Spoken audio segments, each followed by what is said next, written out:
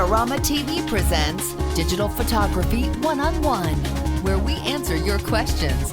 Here's your host, Mark Wallace. Hi everybody, welcome to this week's episode of Digital Photography One-on-One. I'm Mark Wallace. Well, this week we have another studio lighting question, and this one comes from Luis Felipe Herrera. Could you explain high-key and low-key lighting?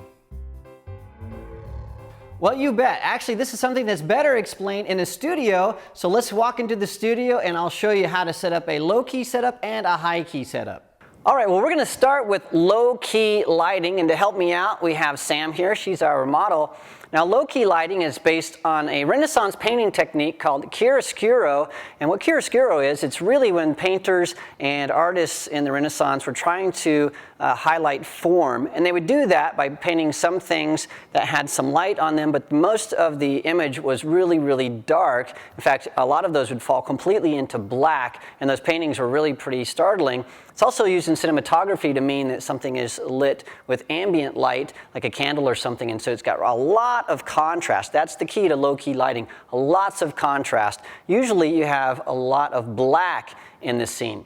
And that's something that's pretty easy to do, actually, because you don't need a lot of light, because the majority of the scene is going to be dark. So what we're doing in this scene is I really want to light up the left side of Sam's face and have almost everything else in the scene go almost completely black. So what we've done here is I have just a single head, and you can see that I have a 20-degree grid on this head, and that's going to keep the light from spilling all over the place. And so when the light comes down, it's going to hit this side of Sam, and the rest of that is not going to hit the back on this background, except for maybe right over here. But when I take the picture, what will happen is we'll have this pattern of light to dark, and then a little bit of light over here, so we're going to have really, really high contrast. So let me take a shot of this and then show you how this looks. So I'm just going to come over here.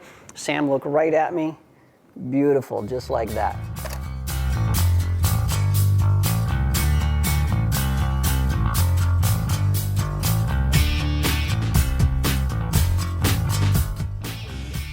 Okay, now that we know about low-key lighting, let's talk about high-key lighting. Now, high-key lighting came about during the early days of movies, and what happened was they really wanted to make sure that they had shadowless sets, because it was really complicated to light everything where you had low-key lighting. It just took too much time to do production.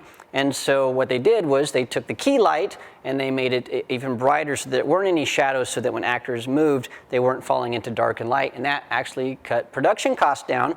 Well, now in the modern times, we like high key lighting because it sort of intonates spring, fresh, really nice and clean, that kind of stuff. And really what high key lighting is, it is low contrast. In other words, there isn't a big difference between the brightest and darkest areas in an image. With high key lighting, you're trying to eliminate all of the shadows. Now, to do that, normally you would have 3 key lights, one on each side of the face, the left, the right, and right in the center, or you can substitute a really large light source, and so I'll show you in a second. That's what we've done. We've just used 2 lights on the front of Sam here. Now, one of the problems and one of the things we hear about all the time with high-key lighting is people tend to get the model or the subject lit correctly, but they can't get the background to come out correctly. It tends to fall into darkness. Well, the problem with that is that you actually have to light the background separate from the foreground. So let me walk you back here what we've done here.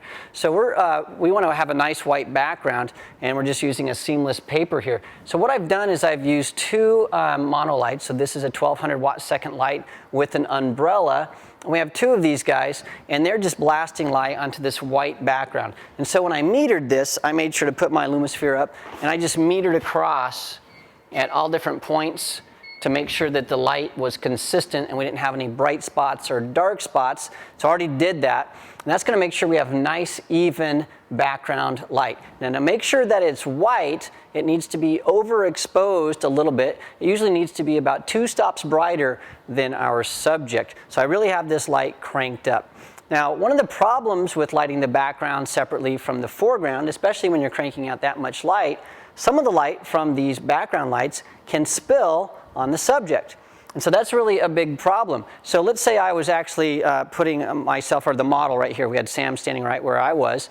Well, what would happen is the light from these lights would actually hit the side of her face, and she would be overexposed, and we'd have all kinds of issues. So when you're doing high key lighting, it's really important to make sure that your subject has a good distance between the background and the lights. So we've actually moved Sam well forward, so we're about 12 or 15 feet in front of this background to make sure, A, that we don't have too much light spilling onto the back of her, and to make sure that the background lights aren't hitting her. Now, the way to make sure that those background lights aren't hitting your subject is, well, we would normally turn off all the ambient light, just turn on the modeling lights in the background, and then we would just look to see if anything is hitting Sam. And if light was hitting Sam, well, we just move her forward, or we might put some flags on these lights. In fact, I've turned this light off because we have so much filling into the video camera, but if I turn on the modeling light, you can see that there's a lot of light spilling out of the side here, and that's something that we want to avoid hitting our model. Well, let me show you what we did for the front light. So Leon's going to come over here, and you can see that on the front, what we have here is we just have these two large soft boxes, and they're just evenly illuminating Sam. And because they're such large light sources, it's eliminating all of the shadows.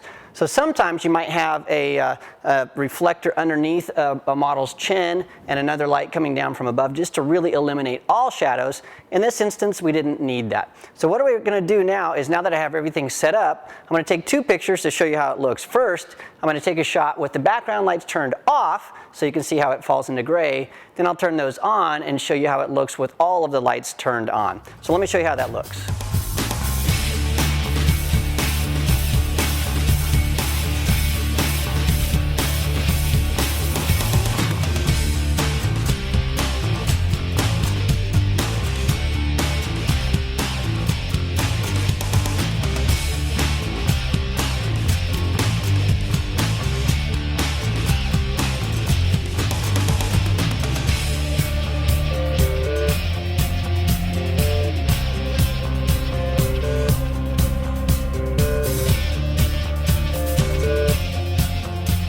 Well, there you have it, low key lighting and high key lighting. Now, just a note, with low key lighting, there are a lot of different options. I only showed you one, but the key to that low key lighting is to use a single light source or something that's pretty small and get really nice side light so it's really directional. You really want to constrain that light so it's not falling everywhere. And just the opposite, with high key lighting, you want to use really large light sources that bounce light all over the place so that the shadows are pretty much destroyed and you get that nice shadowless light.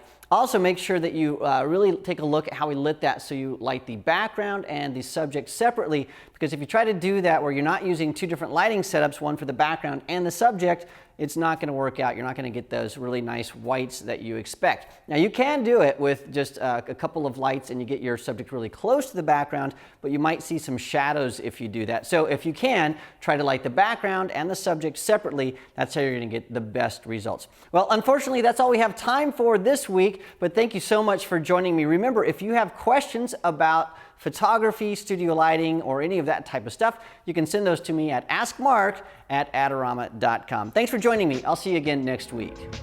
This episode is brought to you by Adorama TV. Visit the Adorama Learning Center where you'll find photography tips and techniques, links to the gear used in this episode, and related videos. For all the latest photography, video, and computer gear, visit adorama.com. And the next time you're in New York City, visit our store located on 18th Street between 5th and 6th Avenue.